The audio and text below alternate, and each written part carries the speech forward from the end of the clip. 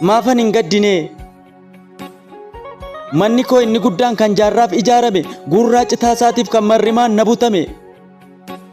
Hidhaa dagalee isaatiif kan barruun na cirame. Hawaasni tu'oo kaasuuf kan baraaf gidirfame. Amma mana simbirroo hanqate yaa namaa. Dhimmuun narraffisu qilleensaan diigama. Ulaa kootu banaadha sareetu keessa joora.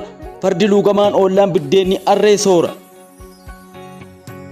Maafan hin gaddineen dubbadhuun baanadhu of qabeetan of dhoksa akka waan deebii ta'uu mimmaan koottan obsa. Eeyyee maafan hin gaddine. Rikoo saantiin koos bineensa garaa bofaa barana wajjin kolfa.